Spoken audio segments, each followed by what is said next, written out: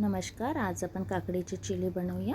त्यासाठी आपण तिला आधी धुवून घेऊया, कापडाने पुसून त्यावरचं चिल्लीने छिलून घेऊया. त्यानंतर तिला किसणीने छानपैकी किसून घेऊया बारीक. आणि मग त्यानंतर एका पॉटमध्ये कांदे, पालक आणि सांबाराचं पेस्ट बनवून घेऊया.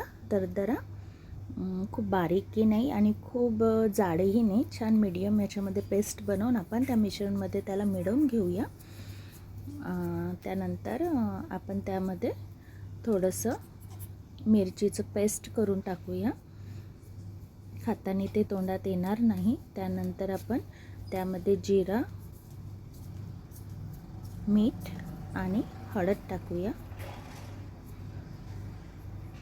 जास्त प्रमाणात काही टाकायची गरज नाही आहे. आणि त्यामध्ये 2-4 चमचे आपण बेसन टाकूया. त्यानंतर आपल्याला काकडीचं मॅगी मसाला टाकूया, लेकरांनाही खूप आवडतो. त्यानंतर आपण त्यामध्ये पीठ मिसळूया आणि वरून थोडंसं तिखट टाकून आपण याचं एक बॅटर तयार करून घेऊया.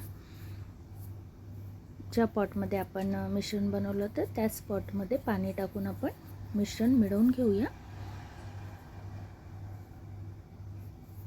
खूप पातळी नाही आणि खूप थिक जाडही नाही. आपल्याला छानपैकी चिले बनतील अशा पद्धतीने आपण हा बॅटर तयार करून घेऊया. पाणी लागल्यास आपण थोडंसं आणखी पाणी मिळवून याचं व्यवस्थित बॅटर तयार करूया. पहा, अशा पद्धतीने हा बॅटर तयार झालेला आहे. खूप गाढही नाही आणि खूप पातळही नाही. आता आपण तव्यावर तेल टाकूया, थोडंसं पाणी टाकून त्याला एका कापडाने किंवा वांग्याच्या साह्याने छानपैकी रमवून घेऊया. त्यानंतर थोडंसं ते तव्यावर बॅटर टाकून त्याला हाताने छानपैकी पसरवून घेऊया आणि साईडने तेल टाकून मागून पुढून त्याला 1 ते 2 मिनिट छानपैकी शिजवून घेऊया. आणि याला लेकरांना टमॅटो सॉस किंवा ग्रीन चटणीसोबत हे खूप छानपैकी लेकरं आवडीने खातात.